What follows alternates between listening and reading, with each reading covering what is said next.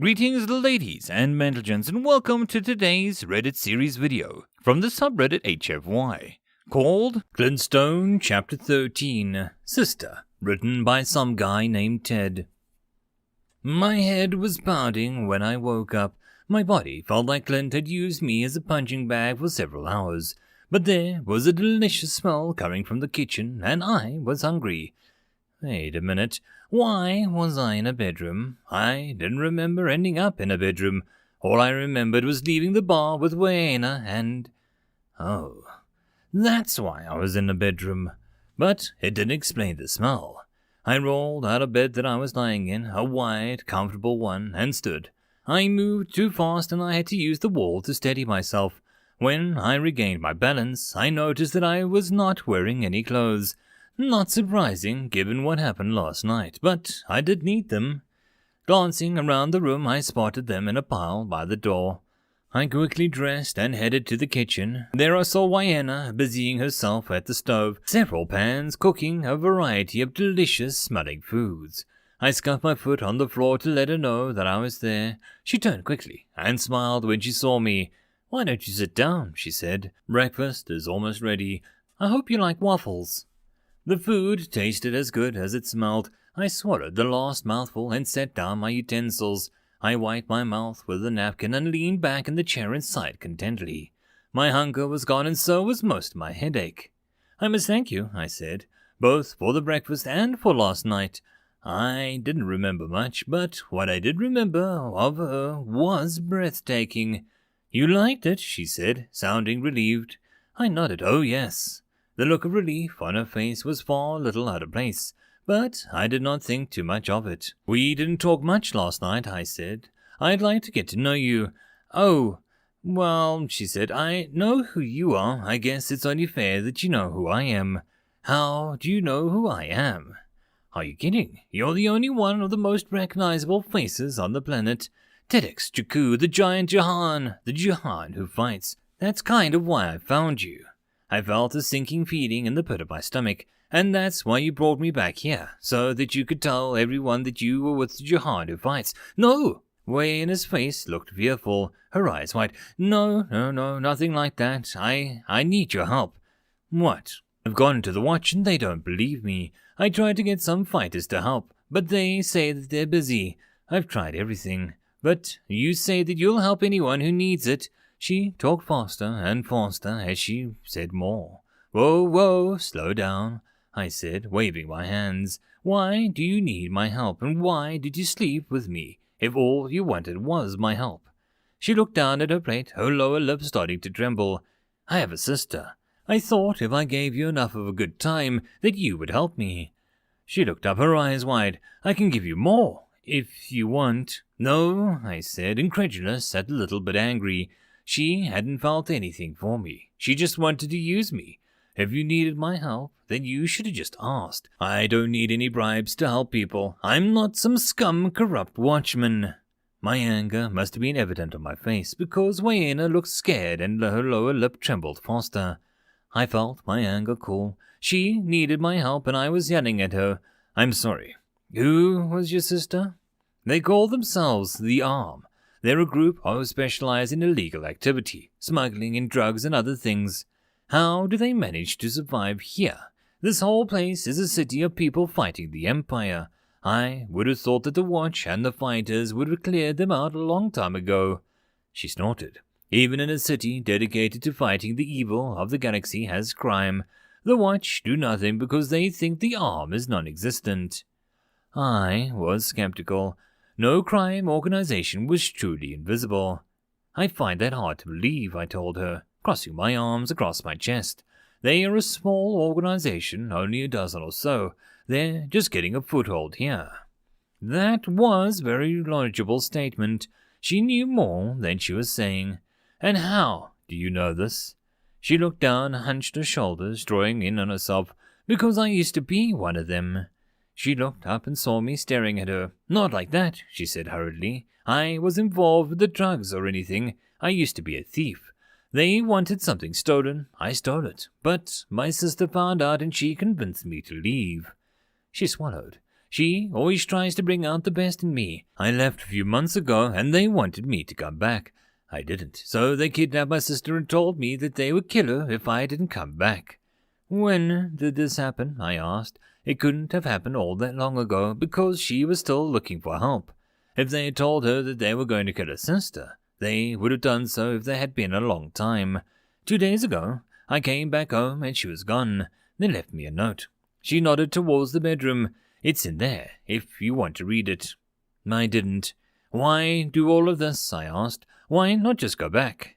She shivered, hugging her arms around herself.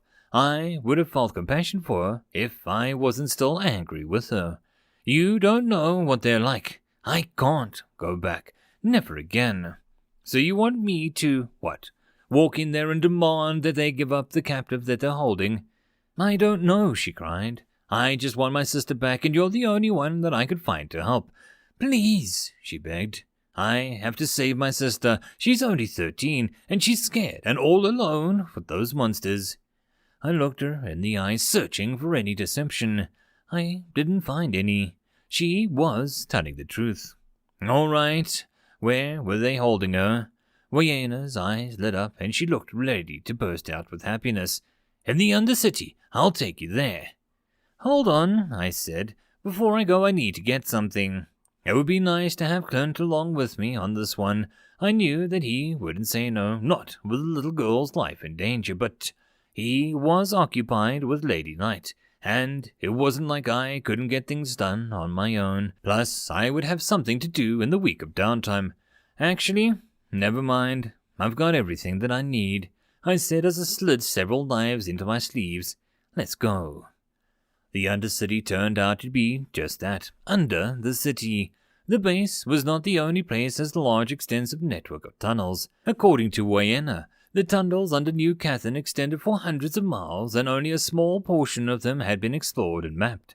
They lacked the marks of the base tunnels, and they were not well lit, requiring the use of lanterns and other light sources. I walked beside Wayena, and she led me down the narrow tunnel, only wide enough for two. Talked as we went. Do you have a plan to get her out? Wayena asked. First, I need to see what we're up against, then I'll come up with a plan.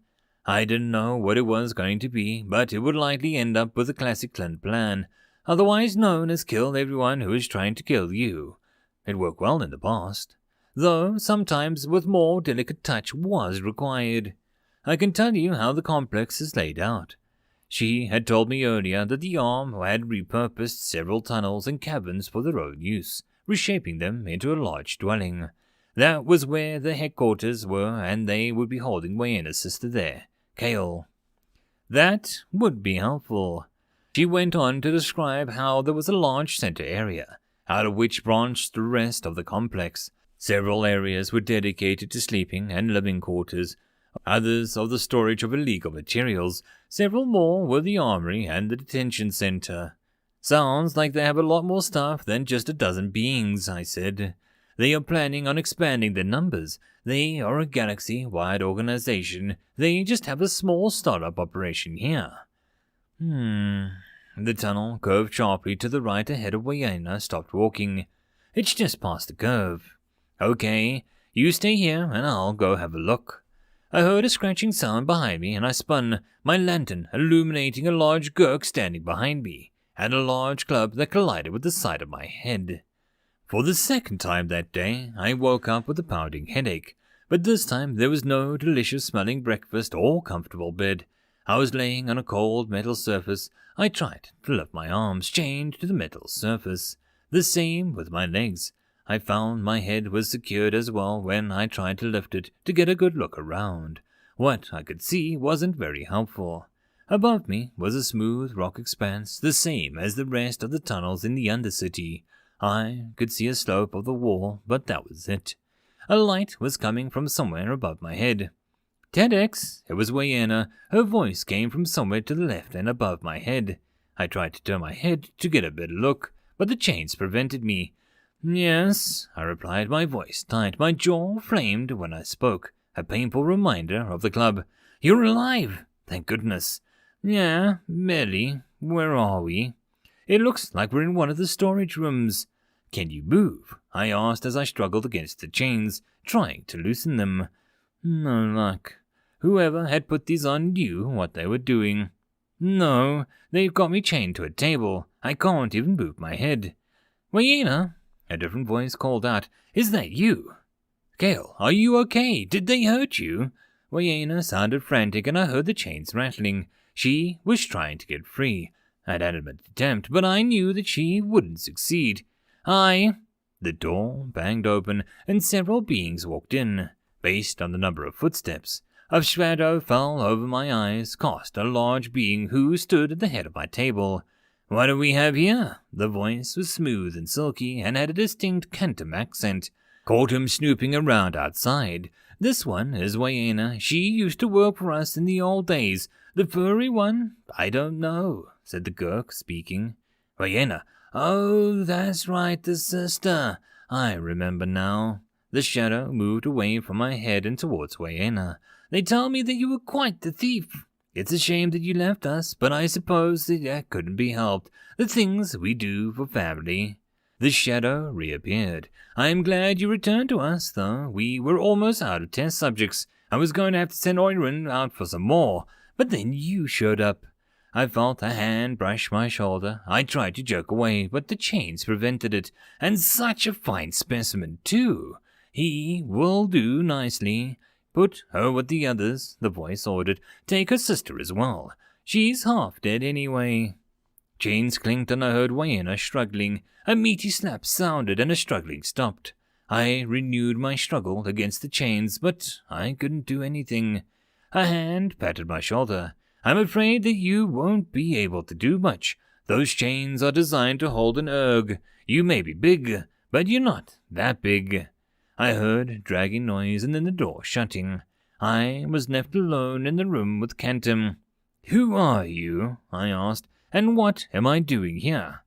First, you will answer my questions, said the Quantum. I could not see his face, but his voice and tone was a smile. What are you doing here? Is there anyone else coming? Now, what would Clint do in this situation? Yes. I'm here to stop you, I said. The Quantum laughed. You're doing a wonderful job so far, but are there any more of you coming? I would hate to kill you all and relocate. So much work went into this place. I am here alone, and that should scare you, I said, my voice hard and cold. Why should the news that you are alone scare me? I smiled, a cold, deadly smile. Because that means that there isn't anyone to stop me. End of chapter. I hope that you enjoyed, and if you did, please consider subscribing. If you wish to support the author, there is a link to the original story, so pop over there and give him your support. If you wish to support this channel, however, there are a few ways to do so. The best and easiest would be to share this video with other people, as well as liking, subscribing, and leaving a comment.